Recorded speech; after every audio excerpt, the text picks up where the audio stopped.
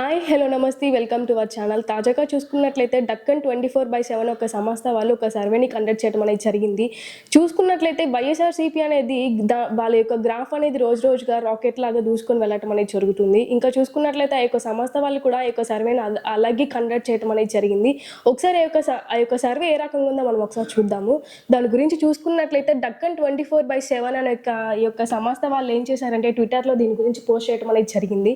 ఇంకా చూసుకున్నట్లయితే Andhra Pradesh assembly opinion polls 2024లో అంటే శాంపిల్స్ తీసుకోవడం అనేది జరిగింది, అంటే పబ్లిక్ ఒపీనియన్ తీసుకోవడం అనేది జరిగింది.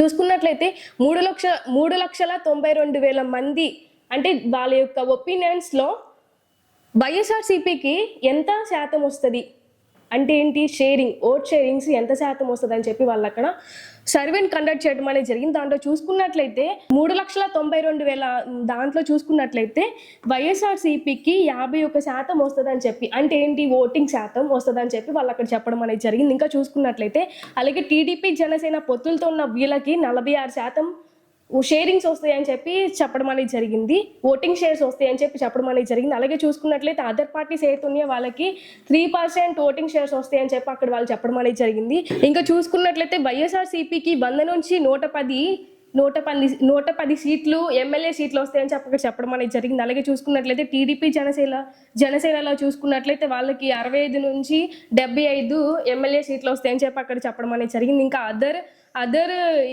ఏవైతే ఉన్నాయో పార్టీస్ వాళ్ళకి 3 ఎమ్మెల్యే సీట్స్ వస్తాయని చెప్పి వాళ్ళు అక్కడ చెప్పడం అనేది జరిగింది. రీసెంట్గా చూసుకున్నట్లయితే జన్మట్ అనే పోల్ సంస్థ వాళ్ళు కూడా సేమ్ ఇలాగే సర్వేని కండక్ట్ చేయడం అనేది జరిగింది.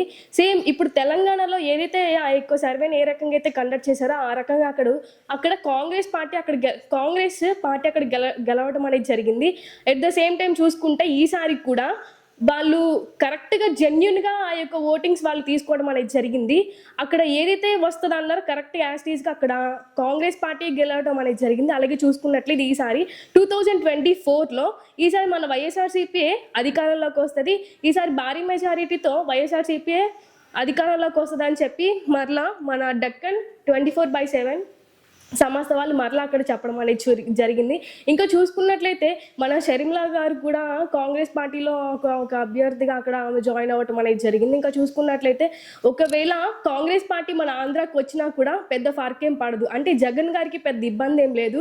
అంటే ఎన్ని పార్టీలు వచ్చినా ఒకవేళ జనసేన టీడీపీ పొత్తులతో వచ్చి ఒకవేళ ఆ పార్టీ ఒకవేళ వైఎస్ఆర్సీపీని ఏమైనా చెయ్యాలనుకొని చూసినా కూడా జగన్ గారికి పెద్ద ఇబ్బందులు అయితే ఏం లేవు. ఎందుకంటే మనం కాదు, సంస్థ ఈ యొక్క సర్వే వాళ్ళే వెల్లడించడం అనేది జరిగింది. ఎట్లా ఇంకా ఎట్ ద సేమ్ టైం చూసుకున్నట్లయితే మన పబ్లిక్ ఒపీనియన్ కూడా కలెక్ట్ చేయడం అనేది జరిగింది ఆ యొక్క సంస్థ వాళ్ళు. మరి మనం కాదు చెప్పాల్సింది, ఆ సర్వేనే వాళ్ళు అక్కడ దాని గురించి చెప్పడం అనేది జరిగింది కదా. చూశారు కదా, లాస్ట్ టైం జన్మట్ పోల్ అనే సంస్థ వాళ్ళు సర్వేని కండక్ట్ చేశారు. ఎట్ ద సేమ్ టైం ఇప్పుడు ఈ యొక్క డక్కన్ 24/7 అనే సంస్థ వాళ్ళు కూడా ఈ యొక్క సర్వేని కండక్ట్ చేయడం అనేది జరిగింది. మరి రానున్న ఎన్నికలలో కూడా మన వైఎస్ఆర్సీపీయే ఖచ్చితంగా అధికారంలోకి వస్తుంది.